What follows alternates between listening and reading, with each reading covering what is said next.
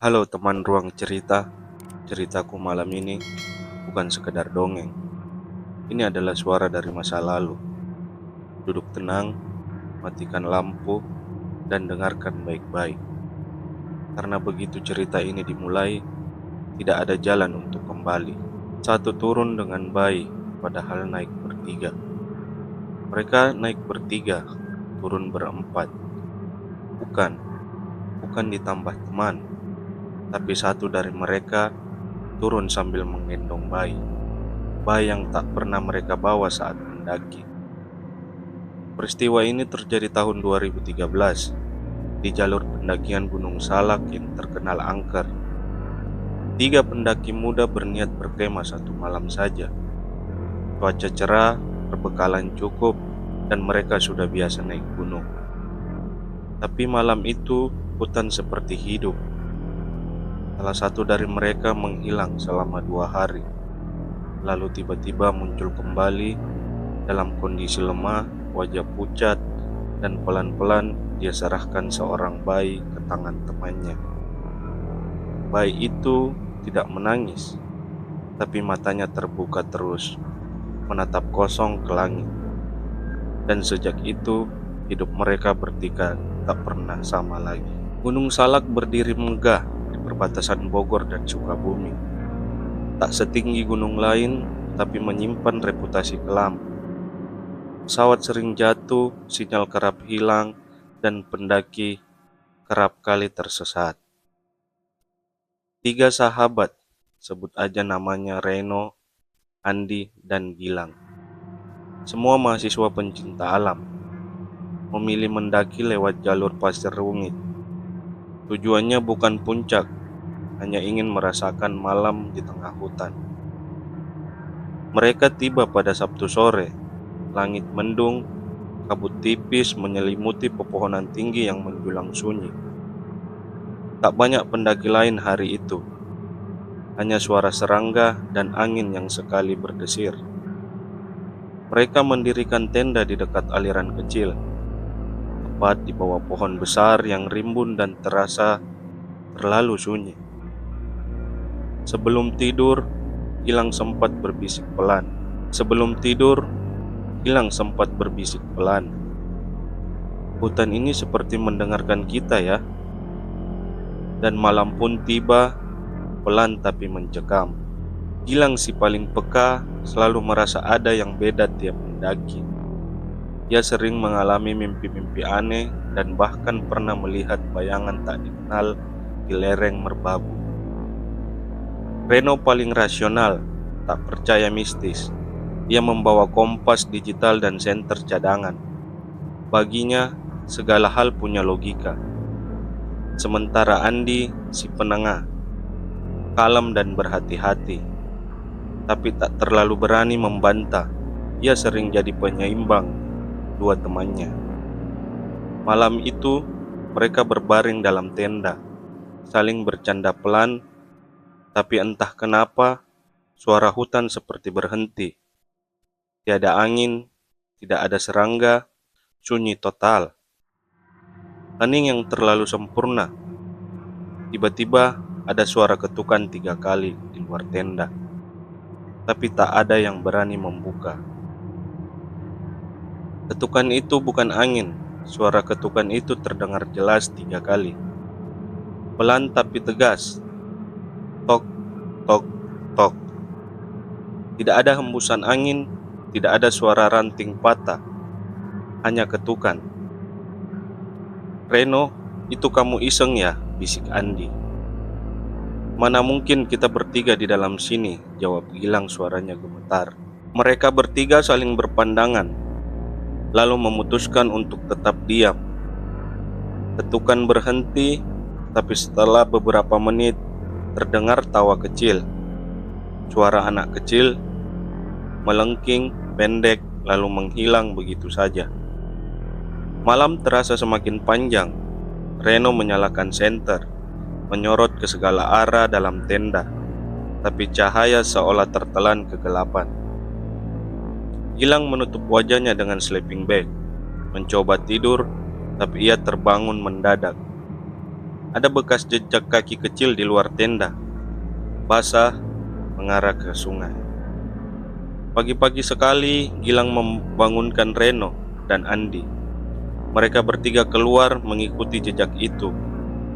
Langkah kecil seperti milik balita, tapi tidak berpasangan. Hanya satu arah tanpa jejak kembali. Jejak itu berhenti tepat di tepi sungai, tapi airnya tak bergelombang dan tanahnya di sekitarnya tidak becek. Seolah makhluk itu tidak benar-benar menyentuh tanah. Ini nggak logis, ujar Reno, mencoba tertawa tapi tawanya kering. Andi melihat ke arah hutan seberang dan mendadak menegang.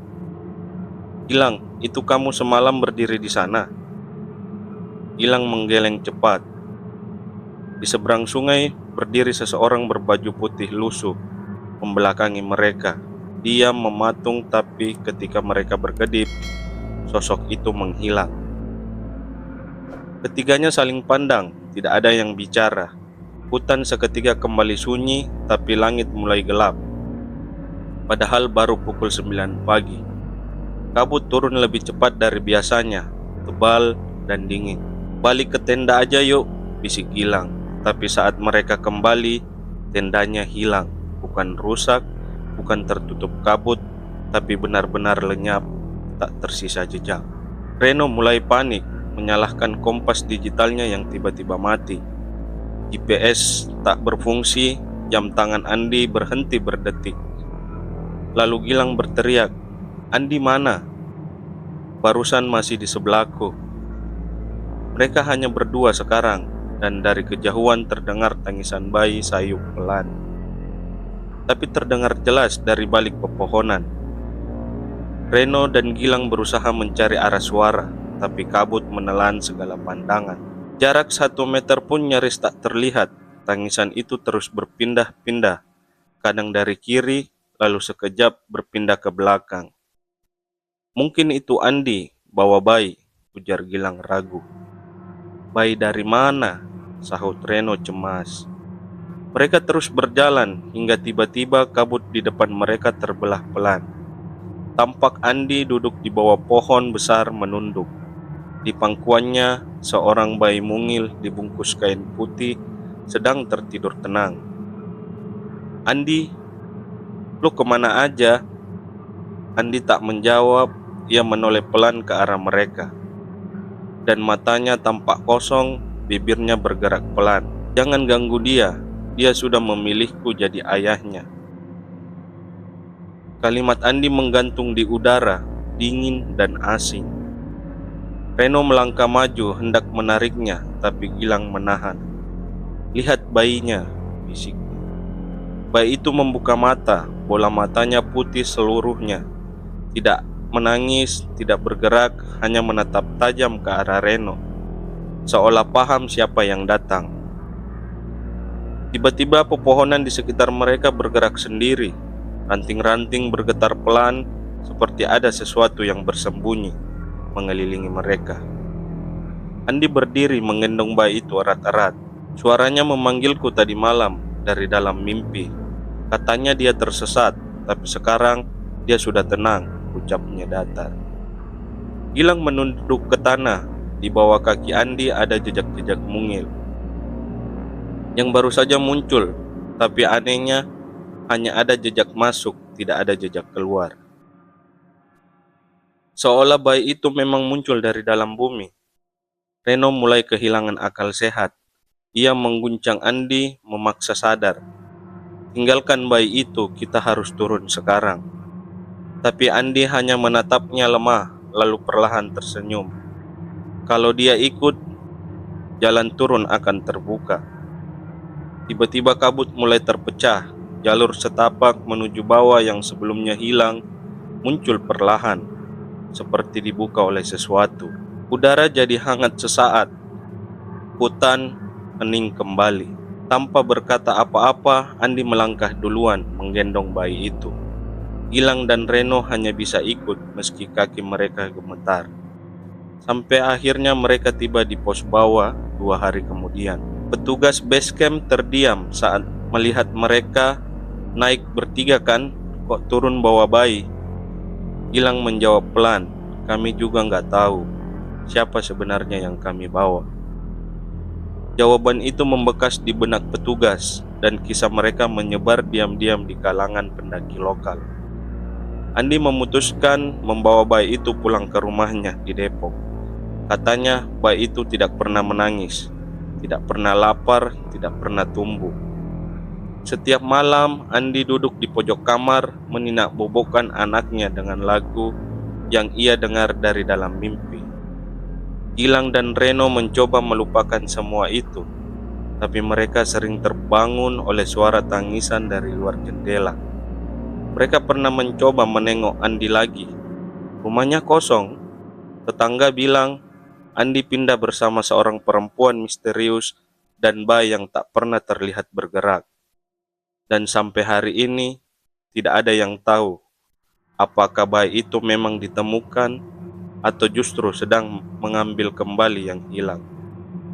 Nyalakan lampu kamu kembali, tapi apakah kamu yakin kamu masih sendirian di ruang itu? Kalau kamu suka cerita ini, jangan lupa tinggalkan like, komentar, dan bagikan ke teman. Terima kasih telah mendengarkan. Sampai bertemu lagi di ruang cerita. Kalau kamu masih berani.